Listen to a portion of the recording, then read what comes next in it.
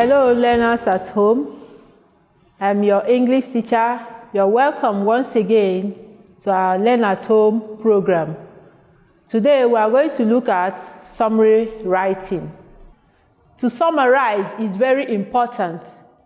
As you're in JS3, this is a topic that you really need to know. You really need to learn how to summarize. It will help you in your examination.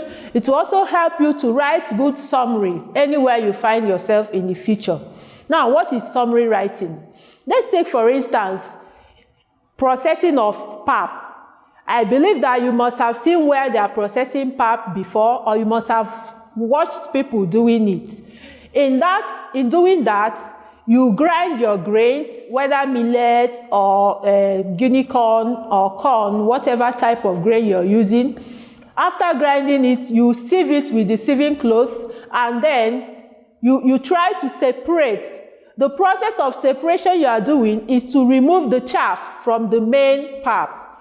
That process of removing the chaff, extracting the main pap and removing the chaff, which actually you're going to throw away afterwards, is like the process of summary.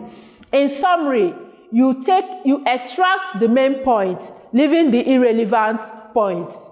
So summary writing entails bringing out the main point from a passage, omitting the irrelevant points contained in that same passage. I want you to learn certain summary tips that will help you to write good summary. First of all, summary answers are as brief as possible. If you read a passage, most times you're asked to summarize in one sentence for each. And what that means is that the sentence should be for a point. If you read the passage, and you can read more than once and find out the main point that you should write. It's not about what you think. It's not about your own opinion. You write the opinion of the writer using your own words. That is what summary requires. Summary needs simple sentences. You write in simple sentences. You don't use compound sentence in summary. You don't use complex sentences. What are compound and complex sentences? Those sentences that contain more than one idea joined by linking words or conjunctions. Those sentences will not make you to write good summary. You try your best to make your sentence very simple, containing the main idea. Make sure you read the passage that you're about to summarize more than once. You read the passage, you go to the question, and when you find out what you're asked to write or how you are asked to summarize, whether in one sentence or in a paragraph, summarize a very long sentence passage. What you do is to know the question, you go back to the passage and read it once again. And when you read the passage again, you now go back to the question and begin to address the question. You are free to lift the main words, the key words, but you don't need to lift a sentence. You don't need to lift a sentence from the passage. In summary writing, you use simple present tense or simple past tenses to write. That is what summary requires. In summary writing, you are not supposed to include your personal opinion. Your opinion doesn't matter. What matters most is the opinion of the author or the writer of the passage. You bring out the opinion of the author in whatever question you're asked to write on. You can put them in your own words. Use your own words in summarizing. Do not lift sentences written in the passage, as I said before. In summary writing, avoid the use of conjunctions. Do you remember conjunctions? Conjunctions are linking words that are used to join two sentences, two phrases, two clauses, and so on and so forth. You don't need conjunctions. If you write conjunctions in summary, you end up writing very compound or complex sentences, and you miss the idea you're looking for. So avoid the use of conjunctions as much as possible while summarizing. The next thing is that you do not include any irrelevant information, such as examples or plain digressions. When you read a passage, if you are trying to summarize, you don't need to include irrelevant ideas. When you read a passage, you look at the passage very well. You will find out that certain things are just there to make up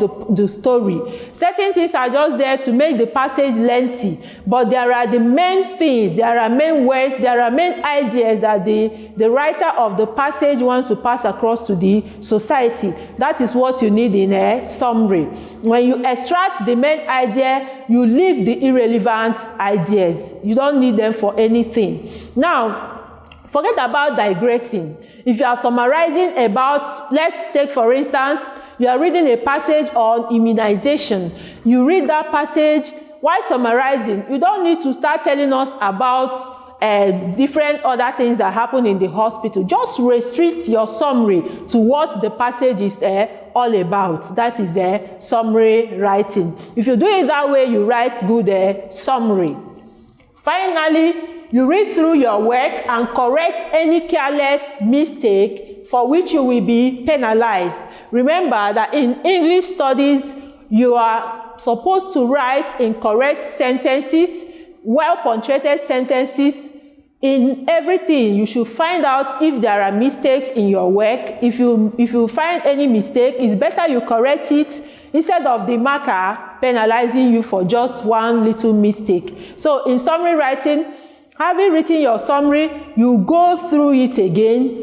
Check if what you actually wrote is what you're supposed to write. Check if your sentences are well constructed. Check if your sentences are error-free. If your sentences are good enough, then your summary is okay. And once again, to remind you, summary writings should be very brief.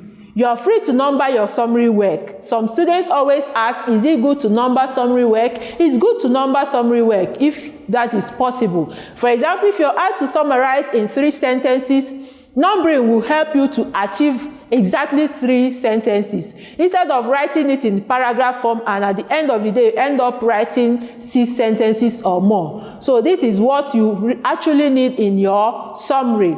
Try your best to write good summaries. That will help you a lot. Now, I want you to do something. You are going to find out for me the difference between summary writing and writing an outline.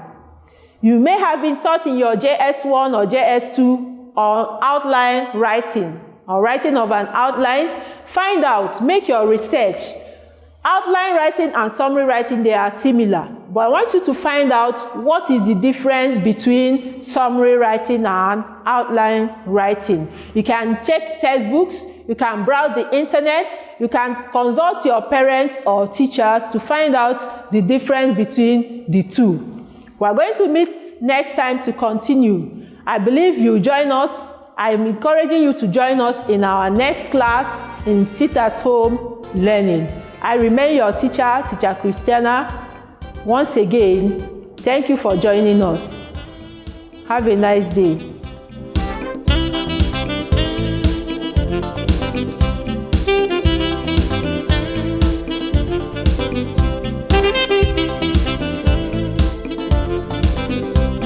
Thank you.